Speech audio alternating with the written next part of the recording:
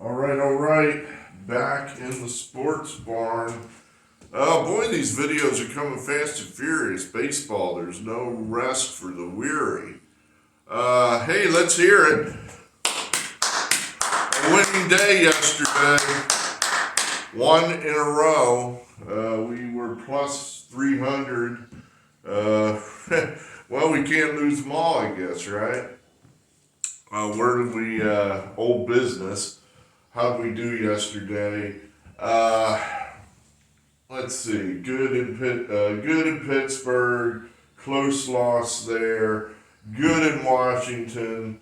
Close loss. Good there. Another loss was Colorado. We haven't figured that team out yet. Probably safest just to fade them every damn day.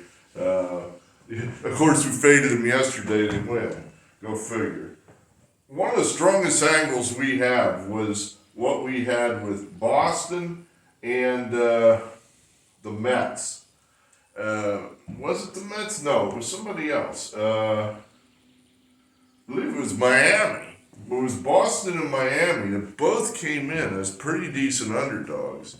And that's one of the strongest angles we had. I didn't like it. I thought, this feels wrong. But, you know, when I was winning, my model I used as a pretty strong guardrail. You know, that would kind of protect me from myself. It would say, hey, this is where historically this sort of thing happens. And I'd say, that's dumb, I can't believe it. But when I was, you know, pretty much staying within the guardrails, I was winning. So we need to get back to that. The late night, I still haven't quite figured out. We would not be plus 300, except as I was making the video, I switched my pick to San Diego, and they went ahead and beat Seattle with Walker Buehler. Buehler? My thought was as I'm talking it out, it's like I'm making a case for the Padres here. I really don't have a case why you want to lay big money with the Mariners. So we switched the pick and won. That never happens. So maybe that's a sign that we're starting to come out of it. It's 11 o'clock a.m. We're late. These games, they just start so early in the afternoon anymore, you know, and I have not yet shifted my sleep cycle to accommodate such. So, the 10 people, have we gotten to 10 yet? I don't think we have. The 6 people that are watching this. And one of them told me yesterday he didn't watch the video, so I guess we're down to 5 people. We'll get there. We'll get it back. All right, let's go. All right, this is an easy one. This is a Jason game. Who's Jason? I told you, Jason is the unbeatable dude in our fantasy league. Do you believe I'm in a fantasy league that dates back to 1984? Go ahead and leave in the comments if you know of a league that has continuously been in operation before 1984. My contention is this is the longest running fantasy league in the United States. I believe it is. And I believe we should be monetizing that, but our commissioner's kind of I'm trying to think of a word that I can use on the internet and not hurt his feelings. Pittsburgh is where we want to be here. Jason, the guy that never loses in the venerable fantasy league, he has schemes, and that's whose pitches today. And again, trying to protect me from myself, I'm not impressed with Skeens. It seems like, for every time he's brilliant, he'll have a clunker. But I think what that is that he's brilliant so often that the clunkers stand out, and that's what you remember. You don't remember the other 5 times when he was just, here's 7 innings, shutout baseball. You don't remember that. You remember the clunker. You remember opening day when he didn't get out of the first inning. Phillies are throwing Zach Wheeler. I just don't think Zach Wheeler has that high-end game in him anymore. I think Skeens will just sit on the Phillies. and yeah, just feels like this is the Phillies. The last time they swept Pittsburgh in Pittsburgh, I don't even know. I almost certainly I think we're going back into the Harry Kalas days. Maybe not even then. So definitely the Pirates. That's Skeens at minus 123. That's a pretty good bargain. Toronto, Detroit. Oh, what do we want there? Yeah. That's what we want. We're going to Detroit again. They were pathetic yesterday. But one thing the Blue Jays did do is one of their best pitchers, if not their best pitcher, certainly out of the bullpen, is a guy named Louis Varland. They pitched him 2 innings yesterday. Nobody does that. That's how desperate these guys were for a win. He won't be available today, I wouldn't think. So, that advantaged Detroit. Because the rest of the guys out of that Toronto pen, well, you might get the Jeff Hoffman experience. Have you ever been experienced? Well, I have. Go with Detroit there. Baltimore, Washington. The model is just telling me that this is Baltimore's day, and I've got a circle around it. That's how much the model likes this game. I mean, Baltimore's awful. That's a terrible team right now. I don't know. I guess this is one of these games where you're just going to say they're not as bad as they appear to be. Why are they favored? They're so terrible. But I guess it's Miles Mikolas. He's pitching for Washington, and he's one of those guys that just gives up a bunch of hits and gives up a bunch of runs, and you probably, I guess everyone's thinking this is where Baltimore gets well. And the model seems to think that too, so go ahead. Oh, no. Where the hell is this game? See, I'm jumping around. There it is. Bailey Ober. He threw a shutout, I think, his last time out. I guess he's throwing well. I had him on my fantasy team some years back, and he was a bum. But Milwaukee, they're pitching. I think it's a rookie or somebody I've never heard of, or it's just a bullpen game. This is Minnesota's chance to salvage one here. I don't love this game. Believe me, I do not love this game. But the model's shading pretty heavily towards Minnesota, so that's where we'll go. Okay, Red fans, this is the one you need to know, right? Should I watch the game today? Do we have a chance with Brady Singer? I kind of feel like you're getting a good value there with the Reds, but the model says you'd be a moron to bet on the Reds, so I'd have to go ahead and go with the model and say Cleveland. I don't know. Who do you think's better, Cleveland or Cincinnati? Both teams. Cleveland's been in the playoffs more often. Cleveland, they seem to.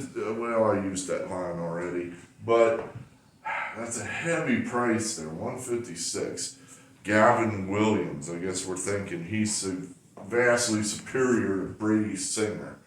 I guess the trick there, the difference between the two teams is the Guardians' bullpen is good and the Reds' bullpen is bad. So unless Brady Singer intends to throw 7-8 innings, the Guardians are going to have their chances to add on. God damn, I hate these Rockies. I can't get this team right. We got a big old asterisk next to Arizona today. Let's see if we can get a Rocky game correct. We're 0 for the videos with them. This is easy. This is a game I'm rushing to beat because I know it's a winner. Tampa, they go at 12-15, and we really feel good about this game. Miami got their big win yesterday. They're happy. They're on their way home. So yay, we didn't get swept. They're better than we are. They're always better than we are. But we got our one game. Hooray! And we're going to be home tomorrow, and we can have sex with our girlfriends, or well, I guess you have sex with your girlfriends on the road, right? And then you go home and have sex with your wife. Maybe that's not so exciting. I don't know. I've never had. Well, I've had a wife. I've never had a girlfriend and a wife. Certainly not one that my wife knows about. And I don't know. Better shut up. Better shut up. Definitely like the Rays there. Okay, this has been a great series, I guess. I haven't seen much of it, but this is an easy one. This is an easy one. The overnight number here was the Mets minus 102, and now it's minus 120. That means, I'm going to say that means not just I do not believe the public money would come in on the Mets. The public would not bet the Mets against the Yankees. This is heavy, smart money coming down on the Mets. And why? Because it's a Jason game. They know this. Everybody knows this. Jason has Freddie Peralta. And Freddie Peralta is just a guy. But he's on Jason's team. So Jason never loses. He never loses. He would not have this guy active on his roster if he thought he would not pitch well. So Freddie Peralta is going to throw well. The Mets, they're starting to get a vibe. They're starting to get a groove. They came through like champions last night on national television against the Yankees. We like the Mets here.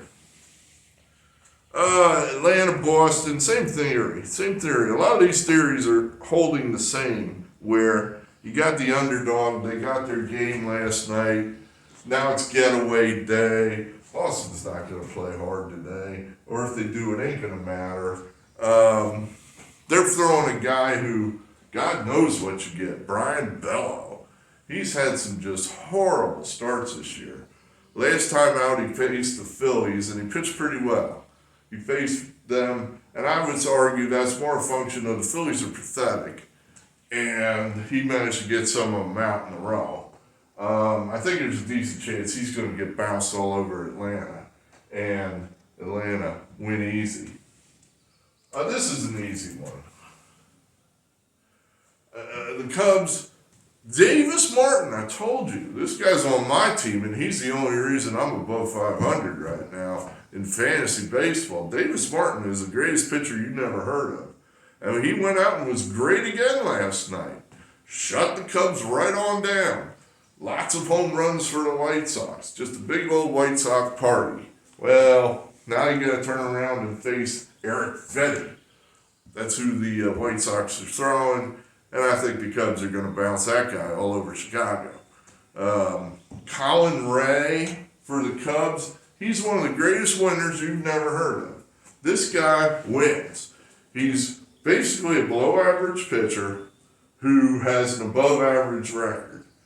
Now, you could read that any way you want. Either he's not as bad as you think he is, his teammates love him, so they always score lots of runs for him. It could be that. Whatever it is, when Colin Ray takes the mound, you look at playing that game because there's a better than the numbers suggest chance that his team is going to win. So definitely the Cubs there. Oh, I hate these Rangers and Astros. This is another set of teams I can't get right. I've been fading the Astros. They've been sticking it to me. I guess we'll switch sides and see if they can get the sweep. I mean, you're getting plus 100. The Rangers haven't scored in 2-3 days. So I guess I got no other rationale for that. So, yeah, that's one where I got to pick a game because I said I'm picking all the games. Yeah. This is a toss-up game. It seems like we've been riding St. Louis. They've got the shirtless dudes. They were there again yesterday. Now I'm starting to think this is just a thing. If they win again today, look out. Sometimes that's how this stuff goes, is that just all of a sudden, the team gets a song, or they carry a little golf club in the dugout, or some little mascot deal pops up. and it can carry a team all summer. You know, they can just suddenly go for months on that little thing. Like right now in St. Louis, it's a bunch of guys in right field without shirts on, cheering like English soccer fans. And it's effective. It's obvious. It's like you can see the St. Louis players lifting up. They've talked about it in the media. They said, who are those guys? Whoever they are, let's buy them a beer. We want them guys here tomorrow. So if they win again today, look out. That could be a thing. We're going to say it is going to happen. Cardinals again. I don't know what I'm doing here, why I'm picking the Angels. I was watching some of that game last night, and I'm watching the Dodger pitcher, Robleski, and nothing special. But the Angels are just pathetic. And this is a terrible team. It always has been. I don't know what I'm doing picking them. You know, you're never going to get rich betting on the premium teams every night. In other words, you bet the Yankees, you bet the Dodgers, you're going to lose money because everybody bets on them and they're overvalued. Nobody's as good as those type of teams are bet. On the other hand, if you bet on bad franchises like the Angels, you're never going to win, and that's what I've been doing. I mean, I guess the way I would look at this is you're getting the best team in the league against probably the worst team in the league, and you're only laying 140. And the reason that's not higher is because they're throwing Sasaki, who has not pitched well. He can pitch well. He did pitch well in the World Series. He's just very inconsistent. I almost think that even if the guy doesn't pitch well, the Dodgers will get him out of there before he loses a game altogether, and then they'll still probably find a way to win. The Angels are pitching a guy named Grayson Rodriguez. Grayson Rodriguez was going to be the next big thing in Baltimore, and he was going to be the next Jim Palmer. Got hurt. They got rid of him. They gave up on him. He's been injured. This is his first start in, I don't know, probably over a year. He's not going to pitch well. So I think that's a deal. I think that's a bargain right there, minus 141. We have to go with San Diego after the way they came through last night for us. I was thinking about that. It's like I just jumped on a team that, according to the odds, have about 40% chance of winning. I jumped right on it. So probably I'm going to be sad because I just threw away a winner for a loser. As it turned out, I threw away a loser for a winner, which never happens. So the way I look at this is San Diego has one of the best records in the majors right now. Seattle doesn't. They're just so. I think they're like 500, maybe even below 500. And why are they minus 160? You know, Seattle gets a lot of mileage out of their starting pitching, so they're probably always overvalued because right now their offense is terrible and they're not carrying the load for these starters. San Diego has a great bullpen, which, is often hidden because, who knows who's in whose bullpen. They're all, their names all end in Z, and one's another. You don't know these guys. They throw one inning, and you're throwing some other dude that name ends in Z, and he throws an inning. But yeah, San Diego's bullpen is probably the best in the league. We're going to try again here with a big number. See if we can get one more there. These two teams I can't get. I just can't get these teams right now. But these Oakland Giant matchup, the model likes Oakland. That's good enough for me. There you have it. Hey, we had a winning day yesterday. Today, what do we like? I mean, what's if we had to go to the bank and really bet, what would we do? Well, Tampa, we love that game. We like the Pirates. The model likes the Orioles. I'm not crazy about that game. I definitely like the Cubs.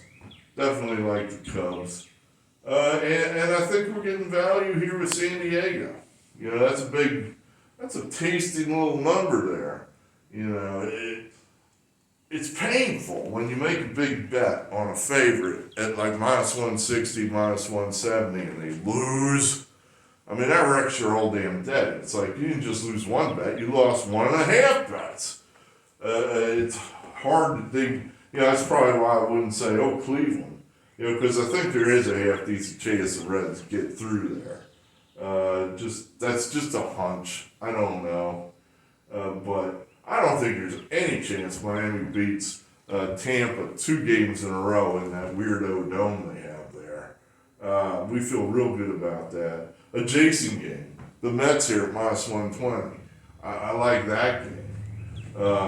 So there's some things for you to think about. Let's get this up. Let's let you take a look at it before it's too late. Hey, I'm Eric Arnold. I'm getting into it again. I'm starting to have some fun. Let's have some fun. Let's win. Let's win.